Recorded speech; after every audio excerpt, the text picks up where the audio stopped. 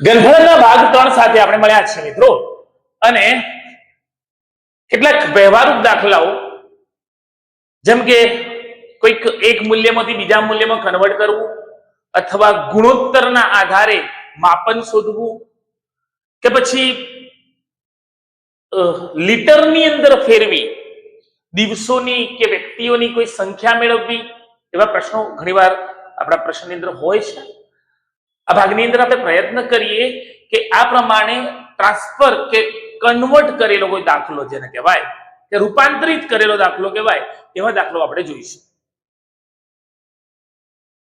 પ્રથમ પ્રશ્ન કે એક ગામ છે અને એ ગામની અંદર 5000 વ્યક્તિ વસે છે. દરેકને રોજ 200, દરેક એટલે વ્યક્તિગત એક વ્યક્તિને રોજ 200 લીટર પાણીની જરૂરિયાત છે. હવે ગામની અંદર એક ટોંકું છે કે જે 25 મીટર ગુણ્યા 20 મીટર ગુણ્યા 10 મીટર લંબાઈ પહોળાઈ ઊંચાઈ ધરાવે છે. જે ટોંકી પૂરેપૂરી ભરેલી છે અને અગાઉ તો એ પ્રમાણે નિયમિત પ્રત્યેક વ્યક્તિ 200 લીટરનો જો ઉપયોગ કરે છે, તો એ ટોંકાનું જે પાણી છે એ ગામની અંદર કેટલા દિવસ સુધી ચાલી શકે? શું કામ કરી શકાય? પ્રથમ તો પાણીની વપરાશ, એક દિવસની વપરાશ આપણે શોધીશું. એ લંબઘન આકારની ટોંકીની ક્ષમતા કેટલા લીટરની છે એ આપણે મેળવીશું, અને કુલ ક્ષમતાને એક દિવસ નું જે મૂલ્ય મળે છે એટલા વડે ભાગીશું. એટલે કે એક દિવસમાં આટલું પાણી વપરાય તો આટલું પાણી વપરાવાની અંદર કેટલા દિવસ જાય, એટલે કે કુલ પાણી ભાગ્યા એક દિવસમાં વપરાતું પાણી. જોઈએ તો એક દિવસમાં વપરાતું પાણી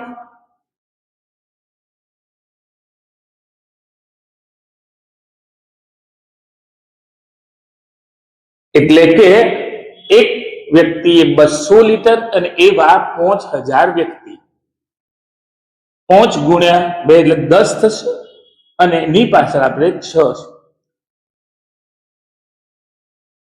5 ગુણ્યા 2 10, 2 શૂન્ય અને 3 શૂન્ય આપણે લખીશું.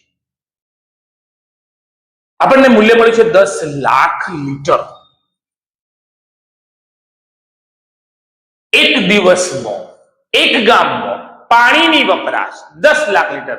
મેં અગાઉ કહ્યું એ પ્રમાણે ટોંકીની ક્ષમતા શોધવા માટે સૌપ્રથમ આપણે એનું ઘનફળ મેળવીશું. મૂલ્ય મીટરમાં આપેલું છે, એ ઘનફળને 1000 વડે ગુણીશું, જેથી આપણને ટોંકીની પાણીની ક્ષમતા માલુમ પડે, અને કુલ ક્ષમતાને આવેલ મૂલ્ય વડે ભાગીશું. લંબઘનનું ઘનફળ જોઈએ મિત્રો.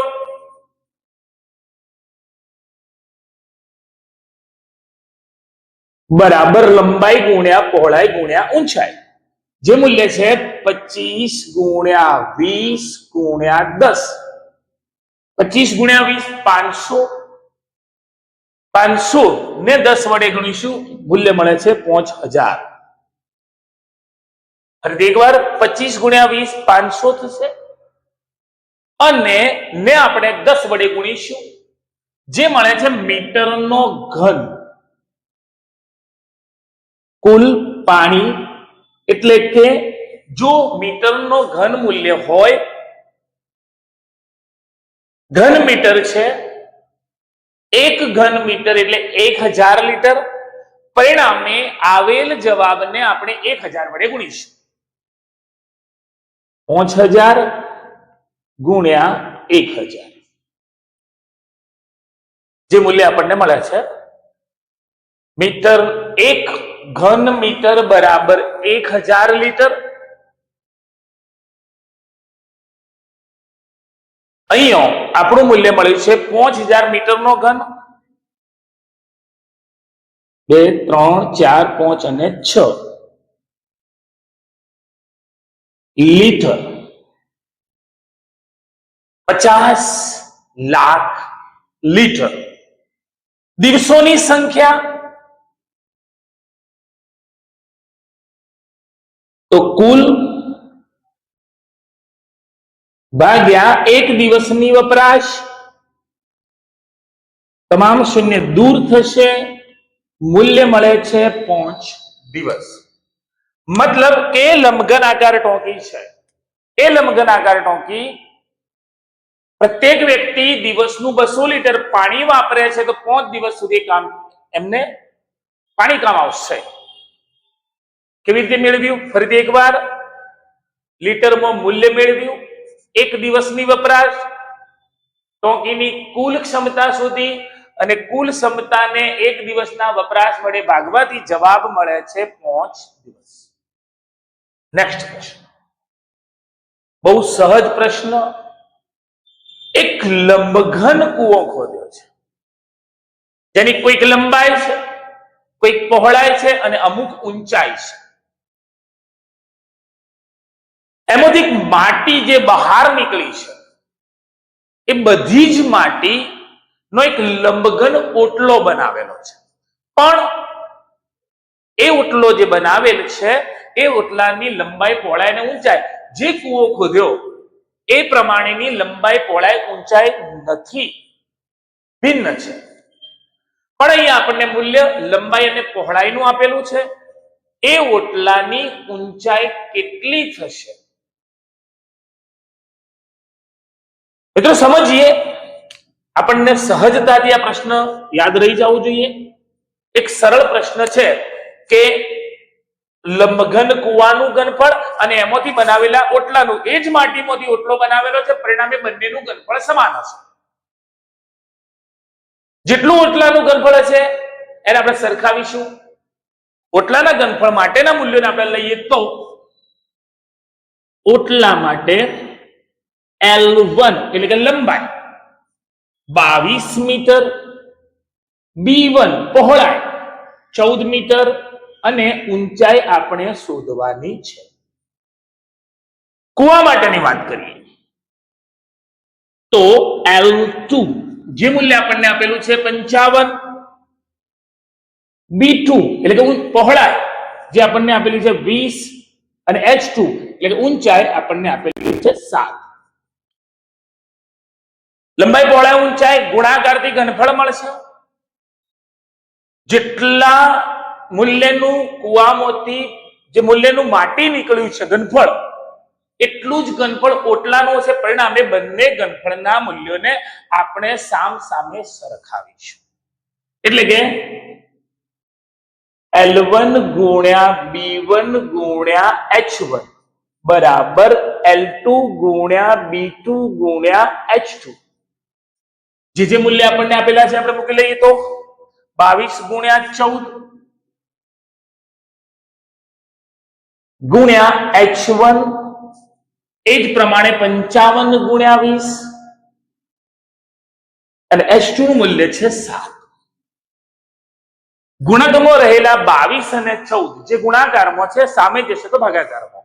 પરિણામે H1 એટલે કે બનાવેલ ઓટલાની ઊંચાઈ H1 55 ગુણ્યા 22 ગુણ્યા 7, 22 ગુણ્યા 14 છેદ આપણે દૂર કરીએ તો 7 ગુણ્યા 2 એટલે 14 થશે. ત્યારબાદ 11 ગુણ્યા 2 22 અને 11 ગુણ્યા 5 એટલે 55. અહીંથી દૂર કરીએ તો 10 ગુણ્યા 2 20 થશે અને એ જ પ્રમાણે 5 ગુણ્યા 2 એટલે 10 થશે.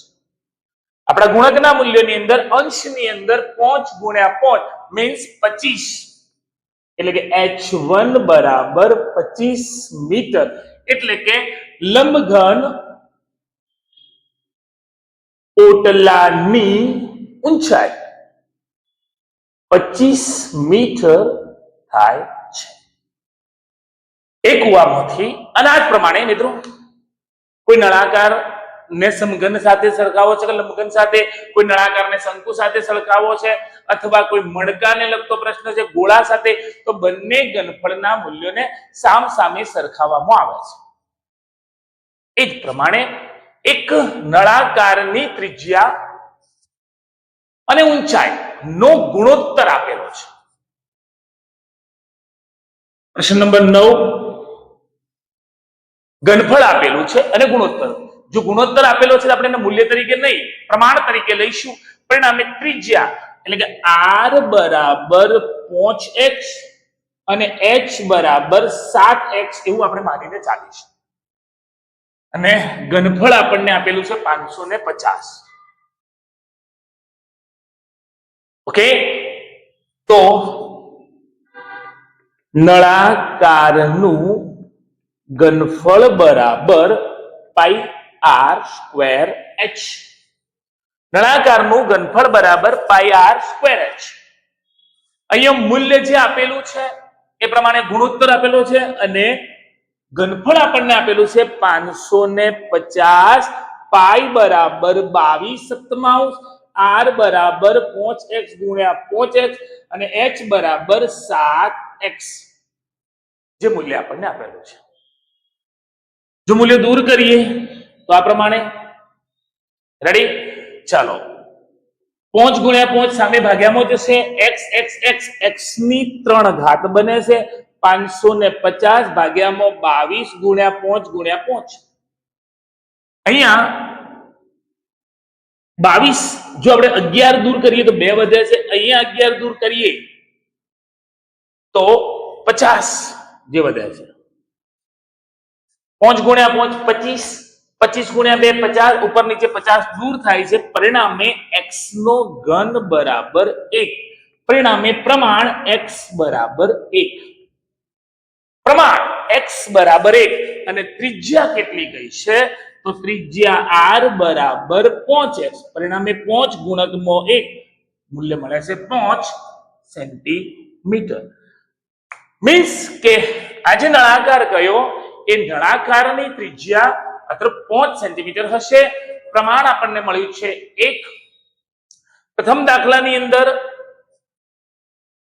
લંબઘન આકાર ટોંકી પાણીની ક્ષમતાને અનુરૂપ દાખલો.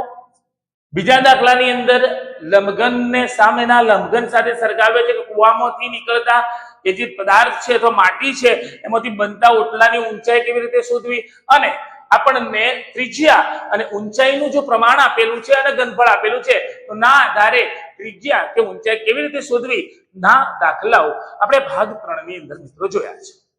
અને આગળના ભાગની અંદર ને અનુરૂપ ચોથા ભાગની અંદર અન્ય દાખલાઓ સાથે આપણે ચેનલ પર ફરીથી મળીશું.